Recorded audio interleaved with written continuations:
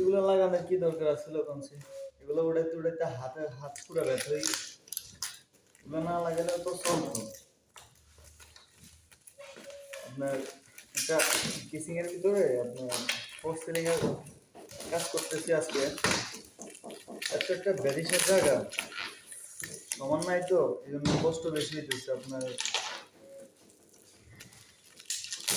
Substation করার পরে এগুলা টাইলস এগুলা মনে করেন বসাই দিন, এরকম একটা পরিস্থিতি।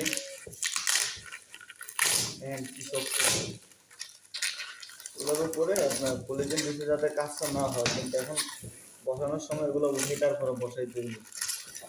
নাহলে কিচিং এর ভিতরে তো আপনার আগুনের তাপে এগুলা গইলা যাইব, খারাপ হয়ে যাইব, সুন্দর দেখা যাবে না।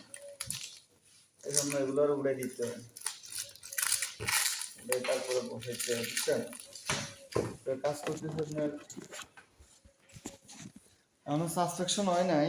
আপনার দেখেন সাবস্ট্রাকশন করতেছি, সাবস্ট্রাকশন কমপ্লিট হইলে এই যে এখানে একটা চেক দিয়ে রাখছি বসানোর জন্য, বসাই চেক দিয়েছি যে মাপ বরাবর আছে কিনা, এদিকে দিয়ে একটা বসাইছি।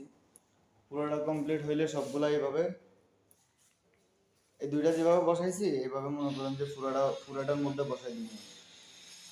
আর আপনার জামালা হইতেছে আপনার এখানের মধ্যে আবার কিচিং তো এখানের মধ্যে তান্দুরি আছে তাদের, এই জন্য এটার জন্য জামালা হইতেছে। তো এই জন্য উপরে দেওয়া বোর্ড লাগাই দিছি স্কোয়ার কইরা, যাতে ভিতরের মধ্যে না যাইতে হয়।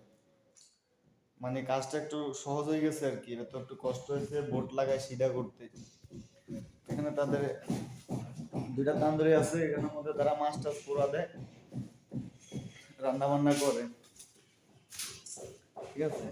তাদের কিচিং এটা আর কি নতুন না, পুরান। এখন আগের গুলা ভাঙি ফেলাইছে, এখন রিপেয়ারিং আবার নতুন করে করতেছে আর কি, পোর্সিলিং এর কাজ।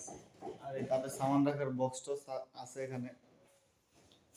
এদিকে আবার মনে করেন কাজ চলতেছে, রিপেয়ারিং কাজ চলতেছে, প্রিন্টের কাজ চলতেছে, এইগুলো পরিস্থিতি।